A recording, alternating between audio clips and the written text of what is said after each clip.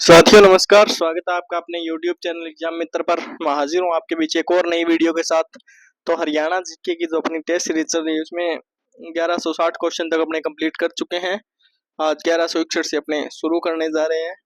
उम्मीद है आप सबकी तैयारी अच्छी चल रही होगी। तो शुरू करते हैं। आज का पहला क्वेश्चन देखते हैं क्या है कि कोहिनूर हीरा जो है और तख्त ए ताउस यानी मयूर सिंहासन भारत से कौन ले गया था? इनमें से ये दोनों चीजें कोहिनूर हीरा और मयूर सिंहासन जिसे तख्त ए ताउस नाम से जाना जाता था, कौन ले गया था भारत से? तो ऑप्शन देख लेते हैं। बाबर, अहमद शाह अब्दाली, नादिर शाह या फिर औरंगजेब। तो इन चारों में से कौन लेके गया था? नादिर शाह लेके गया था। सी जो ऑप्शन है वो इसका सही उत्तर होगा, नादिर शाह। नादिर शाह है जो ईरान का शासक था। 1739 में उसने दिल्ली पर आक्रमण किया था। कोहिनूर हीरा और मयूर सिंहासन वह ईरान ले गया था। कहाँ लेके गया था? ईरान। उसने करनाल युद्ध के अंदर मुगलों को हरा दिया था। किन किन के बीच हुआ था करनाल युद्ध? तो पढ़ा आपने, मोहम्मद शाह रंगीला और नादिर शाह के बीच हुआ था, जिसमें नादिर शाह जीता था। और क्या लेके गया था? कोहिनूर हीरा और मयूर सिंहासन। उसकी लूटमार से भारत में मुगल साम्राज्य की जो आर्थिक स्थिति है वो बेहद कमजोर हो गई थी। अगला क्वेश्चन देखते हैं कि मयूर सिंहासन जो है उसका निर्माण किसने करवाया था? उसका निर्माणकर्ता कौन था ये पूछा है। तो ऑप्शन देख लेते हैं। बाबर, जहांगीर, शाहजहां या फिर अकबर। तो इन चारों में से कौन था मयूर सिंहासन का निर्माण करता? तो वो था शाहजहां। शाहजहां ने मयूर सिंहासन जो है उसका निर्माण करवाया था। तो सी इसका सही उत्तर होगा। मयूर जो सिंहासन है उसकी तुलना पर्शियन सिंहासन से की जाती थी। इसे मयूर के आकार में बनवाया गया था जिसमें रतन जड़े थे। क्या जड़े थे? रतन। इसका निर्माण है वो 1635 के लगभग हुआ था। यह दिल्ली के दीवाने खास में स्थित था। शाहजहां का शासन स्थापत्य कला और भव्यता के लिए प्रसिद्ध था, जाना जाता था। अगला क्वेश्चन अपने देख लेते हैं कि ईरान का नेपोलियन किसे कहा जाता है? कहाँ का? ईरान का। ईरान का नेपोलियन किन्हें कहा जाता है ये पूछा है। तो तैमूर, नादिर शाह, अहमद शाह या फिर बाबर। ईरान का नेपोलियन किसे कहा जाता है? नादिर शाह को। नादिर शाह को कहा जाता है। बी ऑप्शन सही उत्तर होगा इसका। नादिर शाह की जो सैन्य रणनीति थी वो बेहद कुशल थी। वह अफगान और मुगल सीमाओं तक विस्तार करने वाला पहला ईरानी शासक था। उसे पश्चिमी इतिहासकारों ने ईरान का नेपोलियन कहा। पश्चिमी जो इतिहासकार थे उन्होंने इसे ईरान का नेपोलियन कहा था। उनकी मृत्यु हुई थी 1747 के अंदर। उसकी फौजी विजय उसे यूरोपीय सम्राटों के समकक्ष बताती है। तो इसलिए इसको ईरान का नेपोलियन कहा गया। मृत्यु 1747 के अंदर हुई थी। अगला क्वेश्चन देखते हैं कि नेपोलियन का पूरा नाम क्या था? नेपोलियन का पूरा नाम क्या था? तो ऑप्शन देखते हैं। Napoleon Bonaparte, Louis Napoleon, Napoleon Franco या नेपोलियन किंग। तो नेपोलियन का पूरा नाम क्या था इनमें से? Napoleon Bonaparte. ये जो ऑप्शन है वो इसका सही उत्तर होगा। फ्रांस का सम्राट और सेनापति था नेपोलियन। जन्म 1769 के अंदर हुआ था। कई युद्ध उन्होंने लड़े और नेपोलियन संहिता जो है वो लागू की थी। मृत्यु हुई थी 1821 के अंदर उनकी। नेपोलियन जो है वो सैन्य रणनीति और प्रशासन के अंदर दक्ष था, इसी कारण इतना प्रसिद्ध वह हुआ था। चलिए अगला क्वेश्चन अपने देख लेते हैं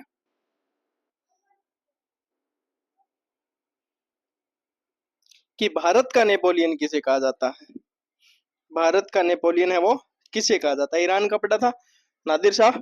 तो अब पूछा है भारत का नेपोलियन है वो किसे कहा जाता है? इनमें से ऑप्शन देख लेते हैं। समुद्रगुप्त, चंद्रगुप्त, अशोक या फिर हर्षवर्धन। किसे कहा जाता है भारत का नेपोलियन? तो सही उत्तर होगा समुद्रगुप्त। समुद्रगुप्त को भारत का नेपोलियन कहा जाता है। समुद्रगुप्त है वो गुप्त वंश का महान शासक था। उसने लगभग पूरे भारत को जीत लिया था। इलाहाबाद स्तंभ लेख जो है उसमें उनके विजय अभियानों का प्रमाण मिलता है। इतिहासकार विंसेंट स्मिथ ने उसे भारत का नेपोलियन कहा। इतिहासकार थे विंसेंट स्मिथ, जिन्होंने उन्हें भारत का नेपोलियन कहा था। समुद्रगुप्त की युद्ध कुशलता और विस्तार नीति ने उसे यह उपाधि वो दिलाई थी। अगला क्वेश्चन है कि किस युद्ध के बाद में मुगल साम्राज्य है वो छोटे छोटे टुकड़ों में बंट गया था? कौन से युद्ध के बाद में ऐसा हुआ था? पानीपत के प्रथम युद्ध, करनाल के युद्ध, खानवा के युद्ध या फिर बक्सर के युद्ध? तो कौन से युद्ध के बाद में मुगल साम्राज्य छोटे छोटे टुकड़ों में बंट जाता है? तो वो था करनाल का युद्ध। किन किन के बीच हुआ था? नादिर शाह और मोहम्मद शाह रंगीला के बीच में। इसके बाद में मुगल साम्राज्य वो टूट जाता है। 1739 में मुगल बादशाह मोहम्मद शाह रंगीला और नादिर शाह के बीच हुआ था। नादिर शाह है वो इस युद्ध के अंदर जीत जाता है और दिल्ली को लूट लेता है। इसके बाद में मुगलों की सत्ता है वो दिल्ली तक सीमित रह गई थी। यह भारतीय इतिहास में एक निर्णायक मोड़ था। करनाल युद्ध के बाद में दिल्ली की राजनीतिक शक्ति है वो टूट गई थी। आगे देखते हैं अगला क्वेश्चन अपने कि हरियाणा पर मराठों का पूर्ण नियंत्रण है वो कब हुआ था? हरियाणा का पूछा है कि हरियाणा पर मराठों का पूर्ण नियंत्रण कब हुआ था? तो अपने ऑप्शन देख लेते हैं। 1740-41, 1756-57, 1761 या फिर 1770। तो कब हो गया था पूरी तरीके से नियंत्रण? तो 1756-57 के अंदर हो गया था। बी ऑप्शन सही उत्तर हो इसका 1756-57। मुगल साम्राज्य की कमजोरी के बाद में मराठों ने हरियाणा पर अधिकार किया। उन्होंने दिल्ली और हरियाणा के बहुत से क्षेत्रों को नियंत्रित किया। यह काल तीसरे पानीपत युद्ध से पहले का है। तीसरा युद्ध कब होता है? 1761 के अंदर, यानी उससे पहले का समय है ये। मराठों ने हरियाणा में प्रशासन और कर प्रणाली लागू की थी। यह काल मराठों के साम्राज्य विस्तार का चरम पर था। तो अगला क्वेश्चन अपने देख लेते हैं कि पानीपत का तीसरा युद्ध है वो कब हुआ था? तो ऑप्शन देख लेते हैं अपने कब हुआ था। 1751, 1757, 1761 या फिर 1765 के अंदर। कब हुआ था? तो 1761 के अंदर हुआ था। पानीपत का तीसरा युद्ध 1761 के अंदर हुआ था। 14 जनवरी 1761 को यह युद्ध हुआ था। मराठों और अहमद शाह अब्दाली के बीच संघर्ष था। भारत का सबसे विनाशकारी युद्ध था ये। सबसे विनाशकारी युद्धों में से एक था पानीपत का तीसरा युद्ध। इसमें सदाशिवराव भाऊ और विश्वास राव सहित कई मारे गए थे। इस युद्ध के बाद में मराठा शक्ति ढह गई और भारत में राजनीतिक शून्यता फैल गई थी। पानीपत के तीसरे युद्ध के अंदर मराठों का नेतृत्व है वो किसने किया था? पानीपत के तीसरे युद्ध में किसने किया था? तो ऑप्शन अपने देख लेते हैं। पहला ऑप्शन है बालाजी बाजीराव, रघुनाथ राव, पेशवा बाजीराव प्रथम या फिर सदाशिवराव भाऊ। तो किसने किया था इनमें से?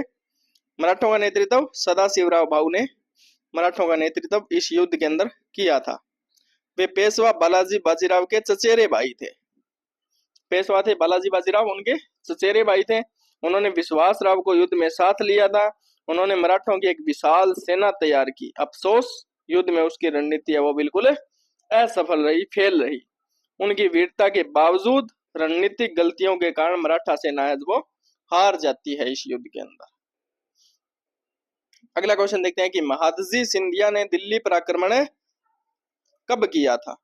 तो 1785, 1787, 1789 या फिर 1791। कब किया था महादजी सिंधिया ने? 1789 के अंदर, 1789 के अंदर किया था। महादजी सिंधिया मराठा साम्राज्य के प्रभावशाली नेता थे। 1789 में उन्होंने दिल्ली पर अधिकार कर मुगल सम्राट को संरक्षण दिया था। वह ब्रिटिश और अफगानों दोनों के खिलाफ सक्रिय थे। दिल्ली के संरक्षक की भूमिका में वे रहे। महादजी ने दिल्ली को मराठों की सर्वोच्चता का प्रतीक बना दिया था। आगे देखते हैं अगला क्वेश्चन कि लाडवा का विद्रोह है वो 1845 के अंदर हुआ था। इसका नेतृत्व किसने किया था? तो क्वेश्चन ये भी आ सकता है कि लाडवा का विद्रोह कब हुआ था? तो 1845 के अंदर हुआ था। पूछा इसका नेतृत्व करने वाला कौन था? गुलाब सिंह, अजीत सिंह, प्रताप सिंह या फिर जाबित खां। तो कौन सा था इनमें से? लाडवा का नेतृत्व किसने किया था? तो सही उत्तर होगा अजीत सिंह ने। बी ऑप्शन सही उत्तर है इसका, अजीत सिंह ने किया था। लाडवा वर्तमान में हरियाणा के कुरुक्षेत्र जिले के अंदर है। 1845 में यहाँ पर अंग्रेजी हुकूमत के खिलाफ में विद्रोह हुआ था। विद्रोह का नेतृत्व किया था अजीत सिंह ने। इस विद्रोह को स्थानीय जागीरदारों और किसानों का बेहद समर्थन मिला था। अजीत सिंह का नेतृत्व लाडवा के स्थानीय असंतोष और अंग्रेजी नीति के विरोध का प्रतीक था। अगला क्वेश्चन देखते हैं कि जॉर्ज थॉमस कहाँ का निवासी था? जॉर्ज थॉमस कहाँ का निवासी था? ऑप्शन देख लेते हैं, इंग्लैंड, फ्रांस, आयरलैंड या फिर स्कॉटलैंड। तो कहाँ का रहने वाला था जॉर्ज थॉमस? आयरलैंड का। सी ऑप्शन सही उत्तर होगा, आयरलैंड का निवासी था जॉर्ज थॉमस। एक आयरिश सैनिक और साहसी था। वह पहले मराठा सेना में बाड़े का सिपाही था। बाद में उसने हांसी, जो हरियाणा के अंदर है, को अपनी राजधानी बनाया। उसे राजा जॉर्ज भी कहा जाता था। कौन सी उपाधि मिली थी? राजा जॉर्ज। एक विदेशी होकर भी उसने हरियाणा में सत्ता स्थापित की। यह ऐतिहासिक तथ्य उसे बेहद खास बनाता है।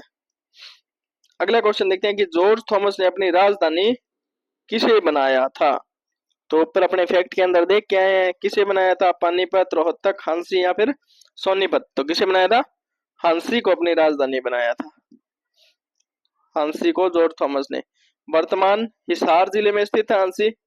जॉर्ज थॉमस ने इसे अपने राज्य की राजधानी घोषित किया। 1797 से लेकर के 1801 तक यहाँ का वह शासक रहा। उसने वहां किला और प्रशासनिक भवन बनवाए। एक विदेशी व्यक्ति का भारत में राजधानी बनाना इतिहास की बेहद रोचक घटना है। जॉर्ज थॉमस ने हांसी को राजधानी कब बनाया था? बताइए कब बनाया था? तो अपने ऑप्शन देख लेते हैं, 1795, 1797, 1799 या फिर 1801। कब बनाया था? 1797 के अंदर बनाया था हांसी को अपनी राजधानी। मराठों के पतन के बाद में हरियाणा में सत्ता जमाई थी उन्होंने, और 1797 में हांसी को अपनी राजधानी बनाया। उसके शासन में हांसी एक सैनिक केंद्र बन गया था। 1801 में उसे पीछे हटना पड़ा।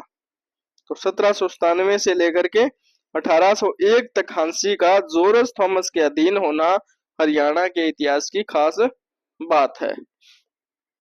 जॉर्ज थॉमस की मृत्यु कब हुई थी? जॉर्ज थॉमस की मृत्यु कब हुई थी? तो ऑप्शन अपने देख लेते हैं, 1800, 1802, 1804 या फिर 1805। तो कब हुई थी? 1802 के अंदर हुई थी।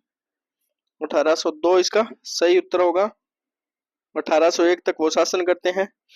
तो अंग्रेजों और मराठों के दबाव में आकर उसका प्रभाव घट गया। भारत उसे छोड़ना पड़ा और वह बंगाल पहुंचा। वहीं बीमारी के कारण 1802 में उनकी मृत्यु हुई। उसकी मृत्यु से एक विदेशी शासन की भारत के अंदर समाप्ति होती है। तो भारतीय भूमि पर एक आयरिश शासक का उदय और पतन ऐतिहासिक दृष्टि से अद्वितीय घटना है। सुरजी अंजनगांव की जो संधि है वो कब हुई थी? सुरजी अंजनगांव की संधि कब हुई थी ये पूछा है। तो अपने ऑप्शन देख लेते हैं, 1800, 1802, 1803 या फिर 1805। तो कब हुई थी ये संधि? 1803 के अंदर हुई थी सुरजी अंजनगांव की संधि। यह संधि अंग्रेजों और सिंधिया मराठों के बीच में हुई थी। इसके अनुसार हरियाणा, दिल्ली और आसपास के इलाके अंग्रेजों को दे दिए गए थे। यह संधि द्वितीय एंग्लो मराठा युद्ध के अंत में हुई थी। हरियाणा इस संधि के बाद में अंग्रेजों के अधीन में आ जाता है। इस संधि के बाद में हरियाणा पर अंग्रेजों का सीधा शासन स्थापित हुआ था। अगला क्वेश्चन देखते हैं कि सुरजी अंजनगांव की संधि में मराठों की तरफ से कौन था? तो संधि के अंदर मराठों की तरफ से कौन था ये पूछा है। तो अपने ऑप्शन देख लेते हैं, महादजी सिंधिया, दौलतराव सिंधिया, राघोबा या पेशवा बाजीराव द्वितीय। तो कौन था? दौलतराव सिंधिया था। मराठों की तरफ से था दौलतराव सिंधिया। दौलतराव सिंधिया ग्वालियर के मराठा नेता थे।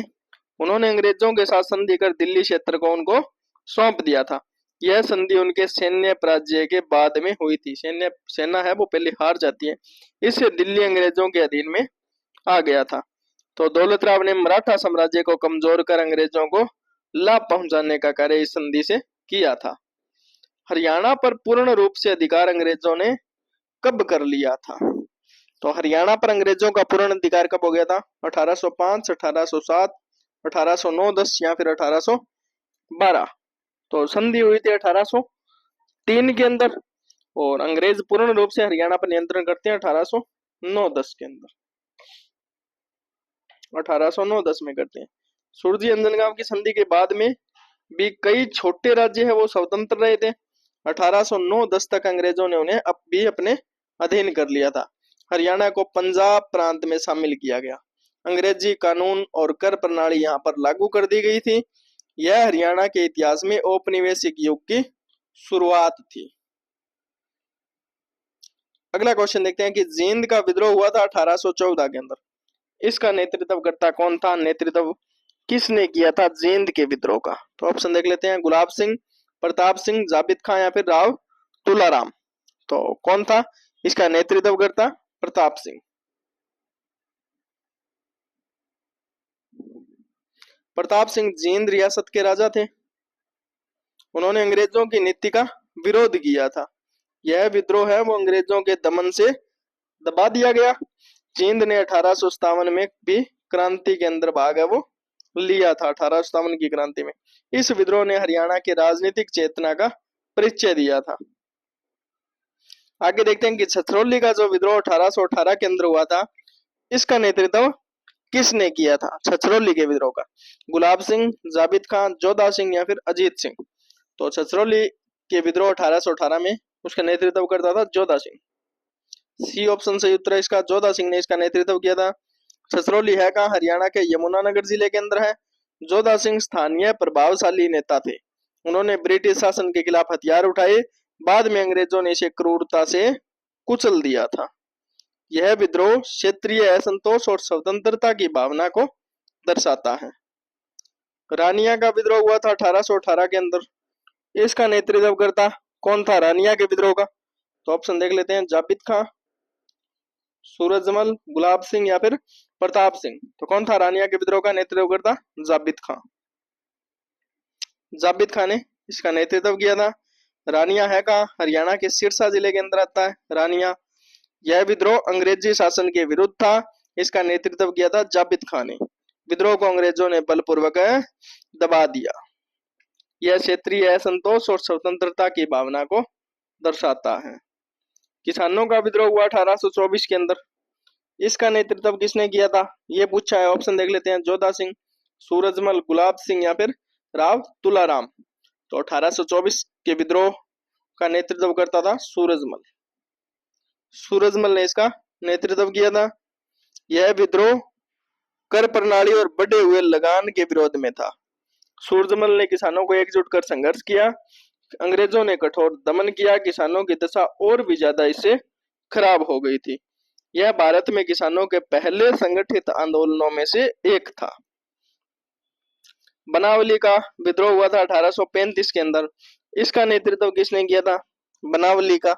तो ऑप्शन देख लेते हैं, गुलाब सिंह, साहिब कौर, प्रताप सिंह या फिर अजीत सिंह। तो किसने किया था इसका नेतृत्व बनावली के विद्रोह का?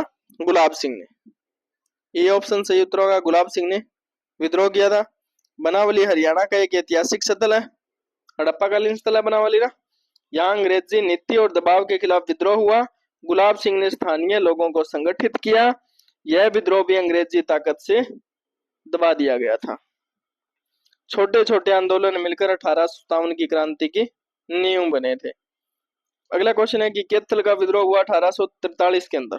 इसका नेतृत्व किसने किया था? कैथल का जो विद्रोह हुआ था उसका नेतृत्व गुलाब सिंह और साहिब कौर, जोधा सिंह और सूरजमल, प्रताप सिंह और जाबित खां, गुलाब सिंह और राव तुलाराम। तो इसका नेतृत्व किया था गुलाब सिंह और साहिब कौर ने। ए ऑप्शन सही उत्तर है, गुलाब सिंह और साहिब कौर ने कैथल विद्रोह का नेतृत्व किया था। कैथल की शासिका थी साहिब कौर। गुलाब सिंह ने उन्हें नेतृत्व के अंदर सहयोग किया था। विद्रोह अंग्रेजों की विस्तारवादी नीति के विरोध में था। इसे भी सैनिक शक्ति से कुचल दिया गया था। महिला नेतृत्व में हुआ यह विद्रोह विशेष महत्व रखता है। अगला क्वेश्चन है कि राव तुलाराम का जो संबंध है वो कहाँ से था, उस जगह का नाम बताना है कि राव तुलाराम का संबंध कहाँ से था। भिवानी, झज्जर, महेंद्रगढ़ या फिर रेवाड़ी। तो कहाँ से था, रेवाड़ी से संबंध था राव तुलाराम का, रेवाड़ी से। राव तुलाराम जो है वो 1857 की क्रांति के प्रमुख नेता थे। उन्होंने अंग्रेजों के विरुद्ध युद्ध लड़ा और रेवाड़ी को मुक्त रखा, काफी लंबे समय तक मुक्त रखा था। बाद में वे ईरान और अफगानिस्तान की सहायता मांगने गए। 1863 के अंदर उनकी मृत्यु हो जाती है। वे हरियाणा के गौरवशाली स्वतंत्रता सेनानी माने जाते हैं। अगला क्वेश्चन देखते हैं कि हरियाणा में 1857 की जो क्रांति है उसकी शुरुआत कहाँ से हुई थी, उस जगह का नाम बताना है। कहाँ से प्रारंभ हुई थी 1857 की क्रांति, हरियाणा में, रोहतक, हिसार, अंबाला या फिर करनाल। तो कहाँ से हुई थी, अंबाला से, अंबाला कैंट से ये शुरुआत हुई थी। 10 मई 1857 को अंबाला छावनी से बगावत की शुरुआत हुई। तारीख याद रखनी, 10 मई 1857। सिपाहियों ने अंग्रेज अधिकारियों पर हमला किया। इसके बाद में रोहतक, झज्जर, रेवाड़ी आदि स्थानों पर भी विद्रोह फैल जाता है। यह क्रांति बाद में पूरे उत्तर भारत के अंदर फैल गई थी। तो अंबाला हरियाणा में स्वतंत्रता संग्राम की पहली चिंगारी था। अगला क्वेश्चन है कि ब्रिटिश काल में हरियाणा किस प्रांत के अंतर्गत प्रशासित किया गया था। ब्रिटिश काल के अंदर हरियाणा किसके अंदर प्रशासित किया गया था, ये पूछा है। तो अपने ऑप्शन देख लेते हैं। बॉम्बे, पंजाब, सॉरी बंगाल, पंजाब या फिर दिल्ली। तो किसके अंतर्गत किया गया था, पंजाब। सी इसका सही उत्तर होगा, पंजाब। 1858 में ईस्ट इंडिया कंपनी के स्थान पर अंग्रेज सरकार ने शासन संभाला। हरियाणा को पंजाब प्रांत के अंदर मिला दिया गया। यह स्थिति रही थी 1966 तक। 1 नवंबर 1966 को हरियाणा अलग राज्य बना था।